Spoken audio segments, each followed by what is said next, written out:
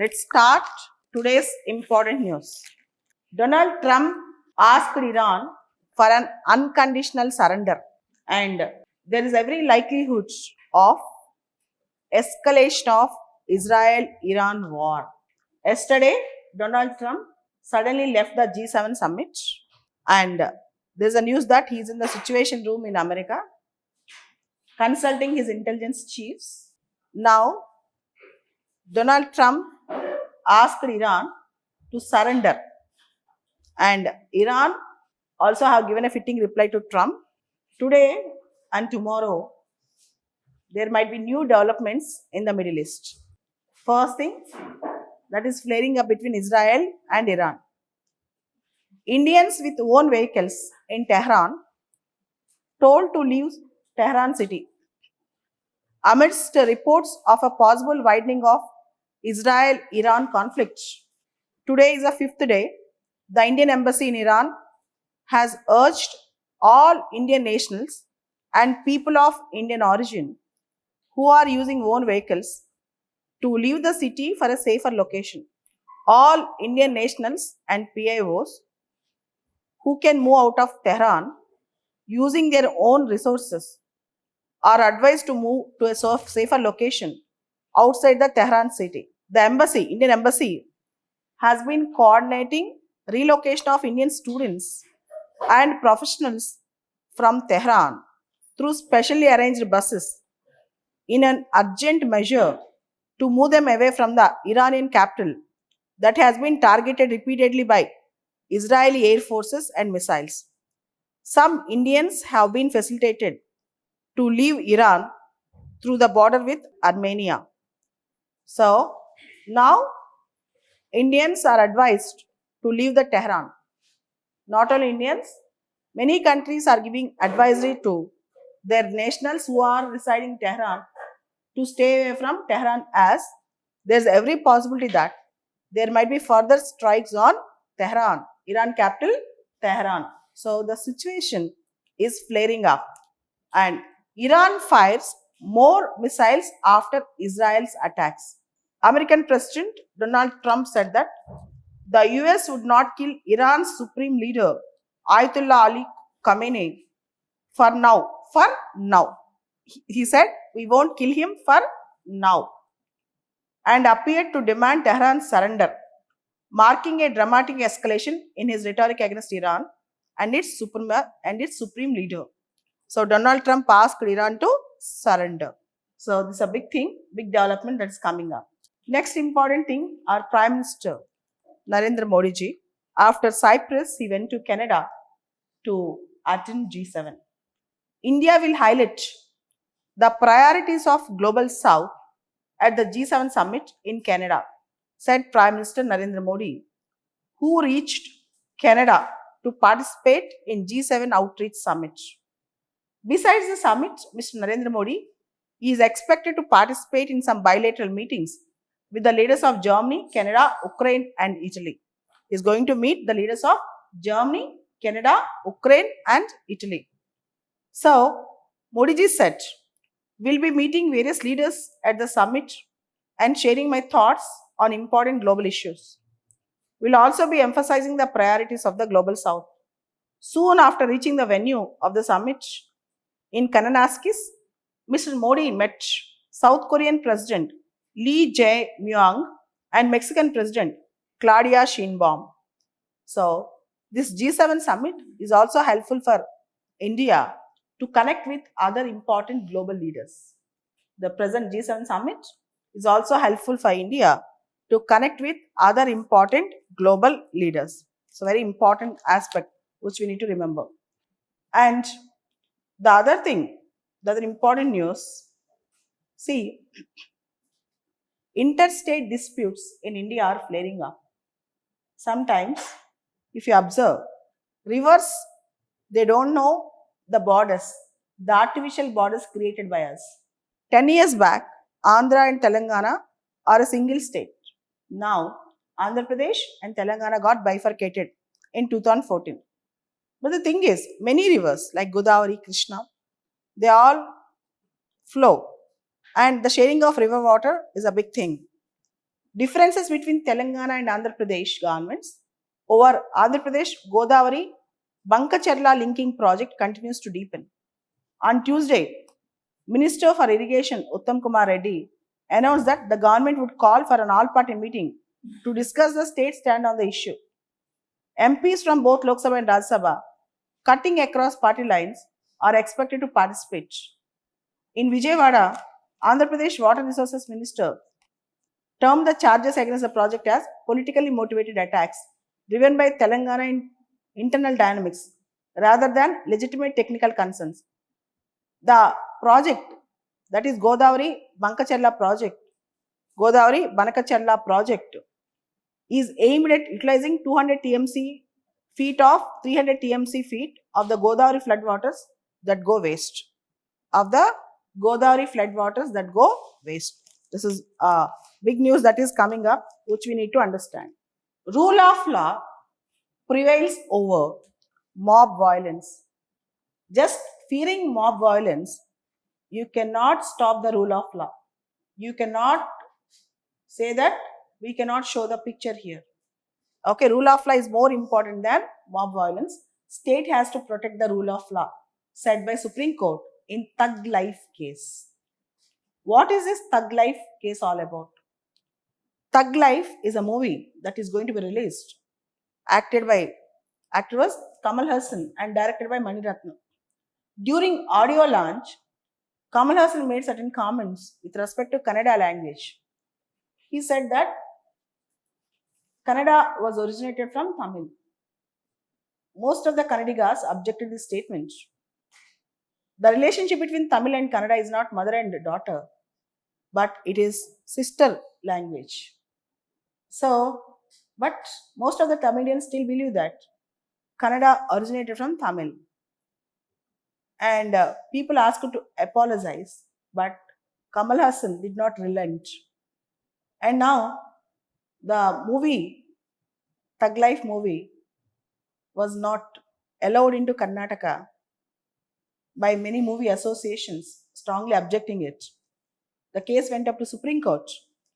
Supreme Court made it clear that rights of movie makers and theatre owners to release movies cannot be curtailed by threats of arson and violence, while underscoring that Karnataka government must ensure that Kamal Hassan's Thug Life is screened across the state. We cannot have mobs and vigilante groups take over our streets. Rule of law must prevail. Rule of law must prevail. The movie came under cloud following a statement made by Kamal Hassan about the Kannada language during its promotion. If somebody has made a statement, reply with a statement. If somebody has written something, counter it in writing. You cannot resort to threats of violence and arson. Rule of law says that you cannot stop the release of a film. It's a duty of the state to ensure a film is released after it gets certification from CBFC.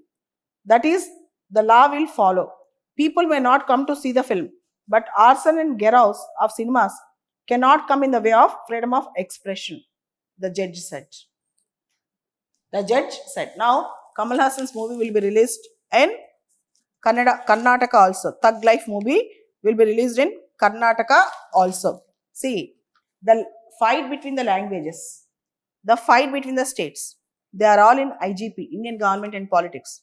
And you are expected to study polity, Indian society, Indian government and its functioning, federalism.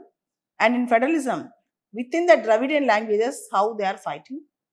Within the Telugu states, the Banakacherla Godavari linking project, how it is actually now affecting the relations between the states. All these things you are expected to know. They should be in your mind always. You should be reading all these topics always. So, please do remember. The next important news that is coming up. Kerala High Court bans single-use plastic in hilly areas and hotels. Expressing concern about the pollution caused by unregulated and irresponsible disposal of plastic waste in the state, the Kerala High Court issued an order banning the use of single-use plastic items in hilly regions where visitors converge in large numbers. at the functions like weddings and also eateries, effective from October 2nd, Gandhi Jayanti. The ban is on plastic water bottles with less than 5 liter carrying capacity, soft drink bottles with less than 2 liter carrying capacity, food containers, plates, cups, straws, among others, and is extended to official functions social by the government agencies.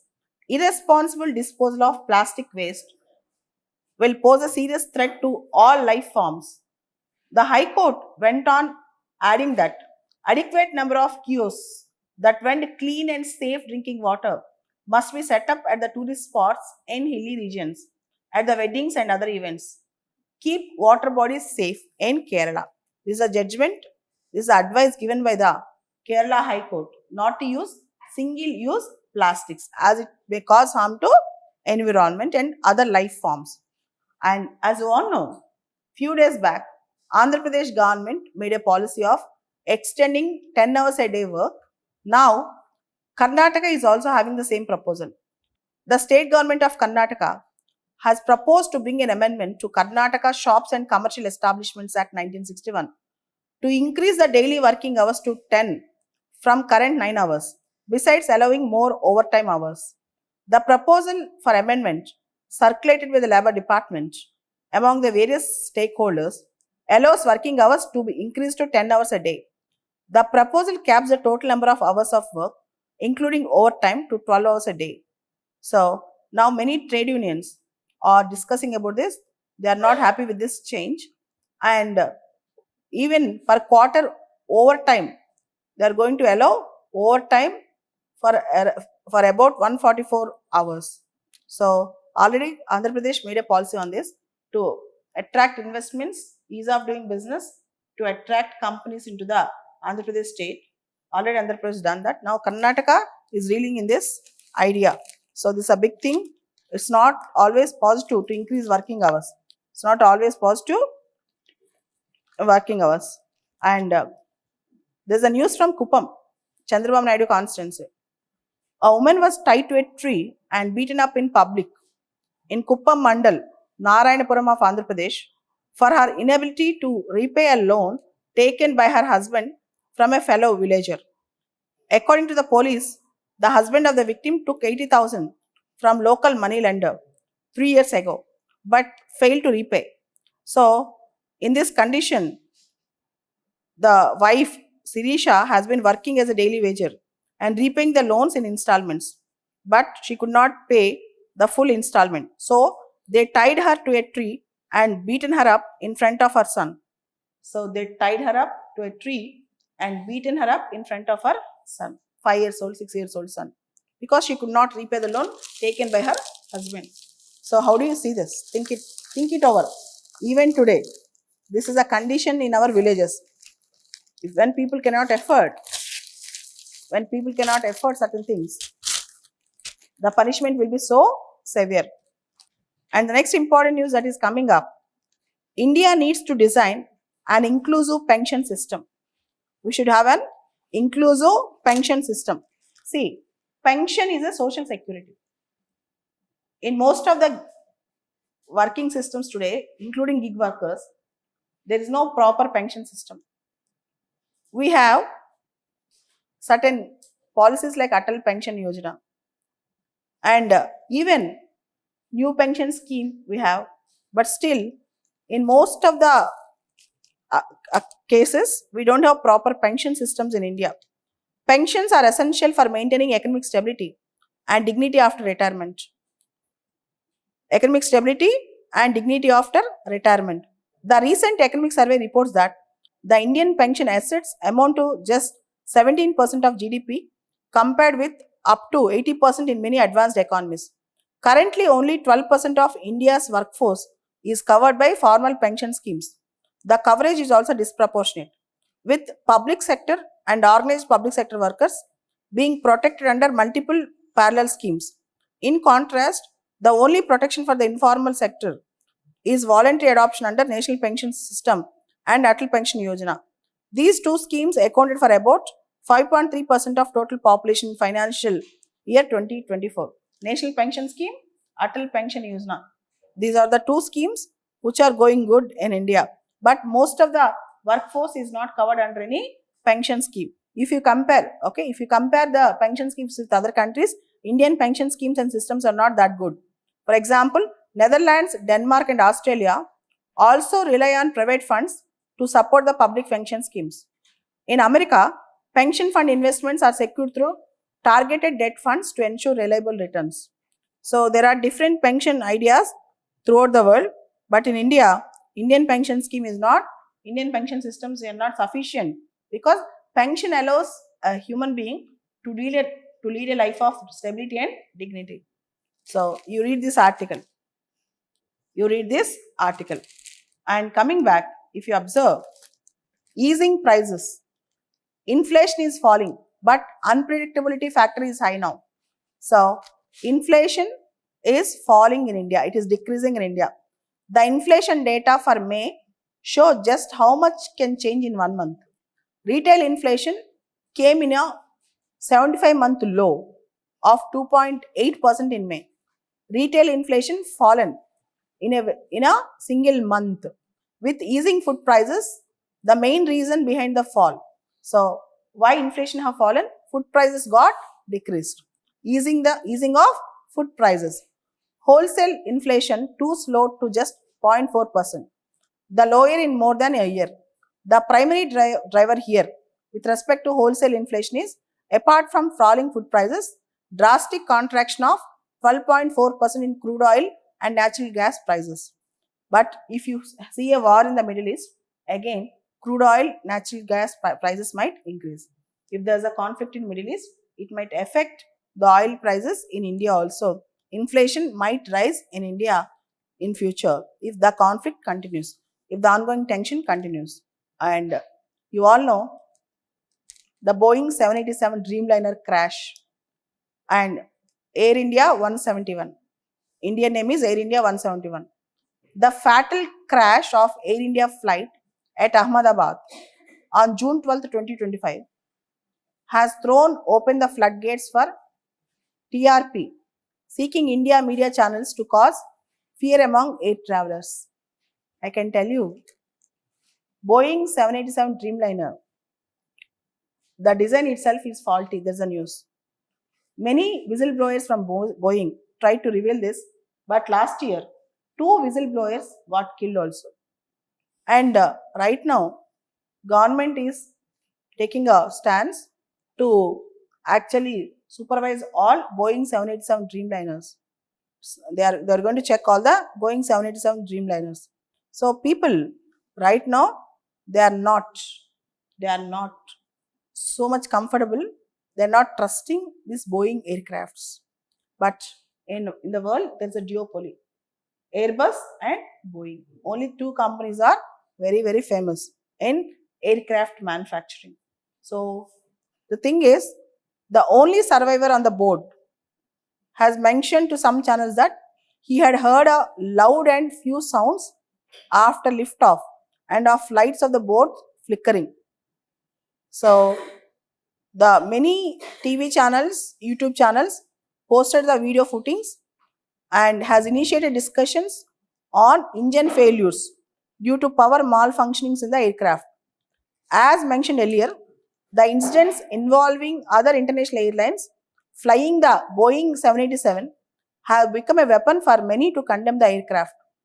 Fortunately, the data should come out. Okay, the proper data should come out. And the other wrote about various air accidents also. But the thing is, right now people are very wary.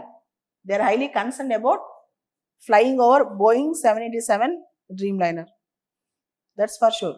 People are highly concerned about Boeing 787 Dreamliner. This is very important for political science and IR. SIPRI report, Stockholm International Peace Research Institute report. According to SIPRI report, India increased its nuclear warhead count to 180 in 2024. India increased its nuclear warhead count to 180 in 2024. Nearly all of the 9 nuclear armed countries,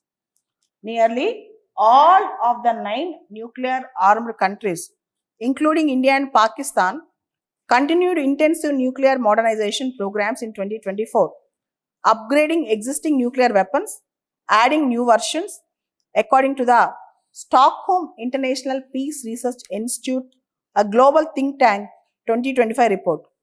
India is believed to have once again slightly expanded its nuclear arsenal in 2025 and continued to develop new types of nuclear delivery systems. India's new canisterized missiles, which can be transported with mated warheads, may be capable of carrying nuclear warheads during peacetime and possibly even multiple warheads on each missile once they become operational. SIPRI. Pakistan also continued to develop new delivery systems and accumulated fissile material in 2024, suggesting that its nuclear arsenal might expand over the coming decade. So, according to SIPRI report, India and Pakistan have increased their nuclear arsenal. India's nuclear warheads count is 180. No, 180 warheads we have in 2024. The findings of SIPRI report hints that a dangerous new nuclear arms race is emerging at a time when arms control regimes are severely weakened. The 9 nuclear armed countries, America, Russia, Britain, France, China, India, Pakistan, Israel, they are madly rushing with arms race. Arms race is a very important topic. So, SIPRI report is also very important. According to SIPRI estimates, India's stored warheads increased to 180 in January 2025 from 172 in January 2024, whereas Pakistan's remained at 170. Pakistan have 170 nuclear warheads, India have 180. The America have 1770 deployed and 1930 stored warheads. 1770 deployed and 1930 stored warheads, while its inventory stands at 5177. So, America have 5177, India have 180. America have 5177 warheads, India have 180. And Russia have 1718 deployed, 1718 deployed warheads and 2591 stored warheads. And Russian nuclear warheads inventory stands with 5459. 5459. And China's inventory stands rising to 600. Okay, so something big. The total nuclear warheads is 12,241 in the world. 12. The SIPRI report also cautioned that if no new agreement is reached to cap their nuclear stockpiles, the number of warheads deployed and strategic missiles might increase after the expiry of the bilateral treaty. There's a treaty between America and Russia called START. START. Strategic Offensive Arms START. There is a treaty that was expired called START Treaty, and again now they have to have a new agreement, new START or START agreement. Otherwise, they'll keep on piling up nuclear missiles. This article is a copy and paste article in your notes, because in IR we have a direct syllabus, arms race. Arms race. This article you can replicate in the answer sheet, most of the facts. This is a most crucial article for all of you. So, what is that? SIPRI report, Stockholm International Peace Research Institute. Okay. Day before yesterday, 2 days back, Prime Minister Narendra Modi received highest honor of Cyprus. Dedicated this award to India's friendship with Cyprus. Prime Minister Narendra Modi was conferred with Cyprus' highest civilian award, the Grand Cross of the Order of Makarios III, during his official visit to the Mediterranean nation, small island called Cyprus. Expressing gratitude for this award, Prime Minister Modi ji dedicated the award to deep-rooted relation between India and Cyprus. So, earlier Indira Gandhi visited Cyprus, Atal Bihari Vajpayee visited Cyprus. After 2 decades, after 23 years, Indian Prime Minister visited Cyprus 2 days back. Modi ji said, the award, that is a honor, is not a just recognition of me, that is Narendra Modi. It is a honor for 1.4 billion of Indians. It's a tribute to their strength and aspirations. And he also spoke that India believes in Vasudhaiva Kutumbam. Vasudhaiva Kutumbam.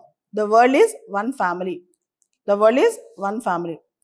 As you all know, Prime Minister Modi ji on Sunday have started his visit to 3 nations as a 5-day tour. Initially, he went to Cyprus.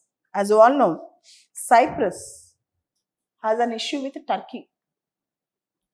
Okay, so even today, the northern Cyprus is dominated and controlled by Turkey. The Cyprus president have taken to our Prime Minister to the borders of that northern Cyprus and showed the occupied area, the controlled area by Turkey. India is aiming to increase its business with Cyprus because we are trying to invest, trade and other things in Cyprus. Coming back, India hosts first assembly of International Big Cat Alliance in Delhi. See, whenever India is hosting international bodies or alliances, we need to take a note of it. International Big Cat Alliance was launched by Narendra Modi 2 years back, and we are hosting the headquarters of International Big Cat Alliance. There are 7 big cats. So many countries have joined in International Big Cat Alliance. The first assembly of IBCA, International Big Cat Alliance, a global initiative envisaged by Indian Prime Minister Narendra Modi for the conservation of big cats, was held in New Delhi. And you all know that in 2023, in Mysore, Karnataka, on the occasion of 50th anniversary of Project Tiger, Modi ji launched International Big Cat Alliance. There are 7 big cats: tiger, lion, leopard, snow leopard, cheetah, jaguar and puma. And among these 7, 5 are seen in India. So India is trying to protect the big cats, International Big Cat Alliance. As you all know, many countries, presently delegates from 9 countries, Bhutan, Cambodia, Eswatini, Guinea, India, Liberia, Suriname, Somalia, Kazakhstan attended the assembly, International Big Cat Assembly. UK Parliament, British Parliament votes to decriminalize abortion, which is a Victorian era law. So, in British Parliament, abortion, now they are trying to decriminalize. During Victorian era, means in the 18th, 17th and 18th centuries Britain, abortion is a crime. Still, it is looked as a crime, as in most of the Catholic countries, abortion is considered as a crime. Even in Ireland, there are many countries where abortion is still considered as a crime. British Parliament voted on June 17th to decriminalize abortion in England and Wales, to stop a growing number of women from being investigated by police for terminating pregnancies under legislations dated back to 18th and 19th centuries. Abortions have been legal in England and Wales for almost 60 years, but only up to 24 weeks with the approval of 2 doctors. Women can face criminal charges if they decide to end a pregnancy after 24 weeks under a Victorian era law that carries a maximum sentence of life imprisonment.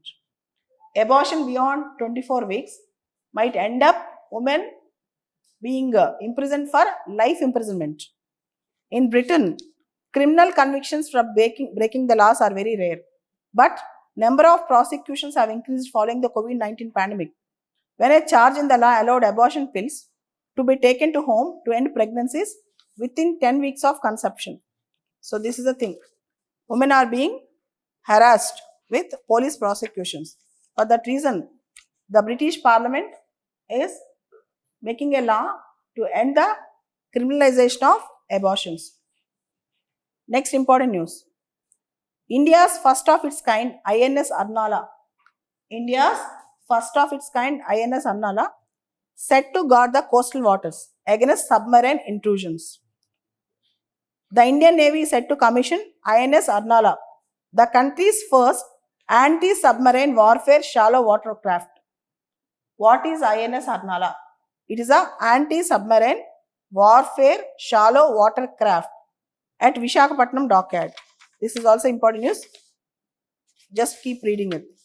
And Prime Minister Narendra Modi meets Canadian Prime Minister, calls India-Canada ties extremely important. Now, after 2 years, again, they are appointing high commissioners.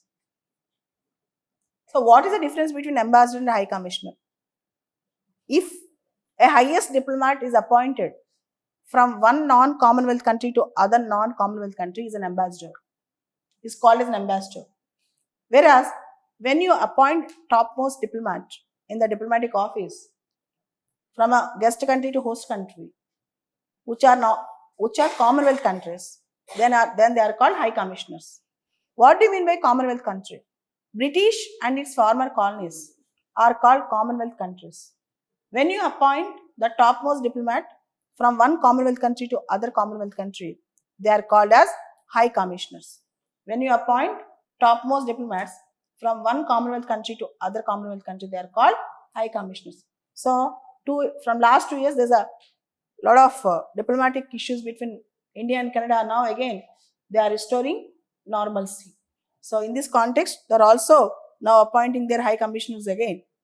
The Prime Minister Narendra Modi said, relations between India and Canada are extremely important and the two nations should work together to achieve win-win cooperation in various sectors. Prime Minister Narendra Modi and Canadian Prime Minister Mark Carney held bilateral discussions on the margins of G7 summit. As you all know, the previous Prime Minister Justin Trudeau have alleged that accused India of involving in the lizards assassination. But now Canada wanted to restore its relation with India. It's a good.